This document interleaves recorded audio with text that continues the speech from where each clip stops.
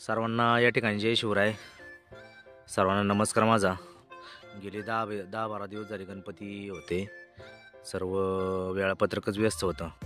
आपली मक्का होती आणि 5-6 दिवसापूर्वी ती काढायलाच होती, पण गणपतीमुळे वेळ भेटला नाही, थोडी लेट झाली. आणि आज 2-3 दिवस झाले व्यापाऱ्याला फोन करत होतो. मक्काचे बाजार पण डाऊन आहेत आणि आज ती माणसं मका तोडायला आलेली आहेत आपली, आणि त्यांचं काम चालू झालेलं आहे मका तोडायचं. थोडासा बाजार कमी असल्यामुळं जास्त काही त्याचा बेनिफिट भेटणार नाही, पण हाय तो माल जाणं गरजेचं आहे म्हणून आज मका तोडायला दिलेली आहे आपण. आणि त्यानंतर मग याची कुट्टी केली जाईल जनावरांसाठी. अशा पद्धतीने मका तोडण्याचं काम चालू आहे. इकडे अशी गोणपाटी भरून ठेवलेली आहेत, जवळजवळ 4-5 सऱ्यां म्हणून अशा गोणे ठेवलेल्या आहेत. 5-6 गोणे अशा भरलेले त्यांनी 5-6 जण तोडायला आलेले आहेत. आणि ही पूर्ण मका आता एका पिकअपमध्ये लोड केली जाईल, मग तिचं वजन केलं जाईल. मग त्यानंतर आपलं किती वजन भरतं आहे ते कळलं आपल्याला. मका तोडणी तर त्यांनी चांगली केलेली आहे, कारण पाठीमागं काय मकाची गणसं राहिलेली नाहीत. जवळजवळ काय डबल मका एका गणसाला होती, ती पण तोडलेली आहे. आणि सिंगलवाली तर काढलेली त्यांनी. अशा पद्धतीने गोणी भरलेल्या आहेत. सगळी मका तोडून झालेली आहे. आता भरायचं काम चालू झाले आहे. पलीकडच्या साईडला भरायचं काम चालू केलं त्यांनी. अशा पद्धतीने मोठमोठ्या गोणी 40-1 किलोच्या गोण्यांनी भरून ठेवल्यात. त्या डायरेक्ट उचलल्या जातील गोणी, आणि त्यानंतर मग त्या गाडीमध्ये लोड केल्या जातील. मग निमगावला मोठा काटा आहे, वजनी काटा, तिकडे जाऊन आपल्याला या मकाचं वजन घ्यायचं आहे. त्यानंतर कळलं आपल्याला किती मका भरली, किती ॲव्हरेज निघलं. अशा पद्धतीने मका निघलेली आहे आपली. चांगली मोठी कणसं झालेली आहेत. जवळजवळ 250-300 ग्रामचं कणीस आहे. खरं तर शनिवारी मका आपण भरलं होतं पाणी त्याला, पण एकदम 4-5 दिवसामध्ये एवढी हिट वाढली ना, मका अशा प्रकारे सुकलेली भरपूर. म्हणजे हिटच एवढी जास्त आहे ना, पाऊस तर बंदच झालेला आहे आणि हिट वाढलेली, त्यामुळे मका अशा प्रकारे सुकलेली आहे. त्यामुळे ती काढणं लय गरजेचं होतं. त्यामुळं अर्जंटमध्ये माणसं बोलावली आणि मका देऊन टाकलेली आहे. आणि त्यांची काढणी पण चांगली आहे.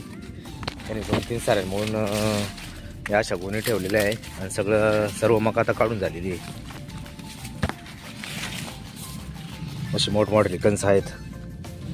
मग बाजार जरी कमी असला तरी आपल्याला समाधान आहे, आपण चांगला माल पिकवला याचं. अशी मोठमोठे कणसं आहे भरपूर.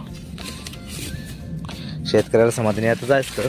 बाजार मिळणं न मिळणं त्याच्या हातात नसतं, पण माल पिकवणं त्याच्या हातात असतं. आणि आपण त्या प्रकारे चांगला माल पिकवलेला आहे, त्याचं समाधान आपल्याला नक्कीच आहे.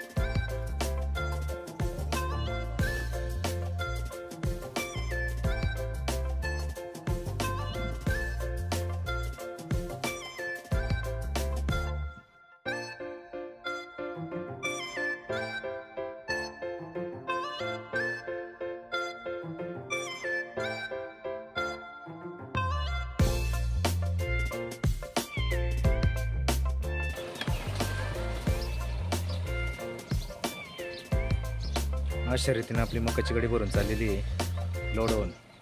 खरं तर सर्वांना धन्यवाद.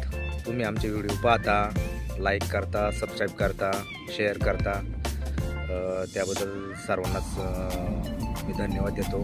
अशाच प्रकारे तुम्ही आमचे व्हिडिओ पाहत राहा, आम्हाला सपोर्ट करत राहा.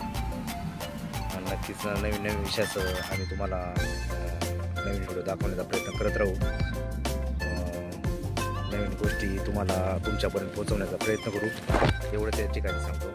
तोपर्यंत धन्यवाद.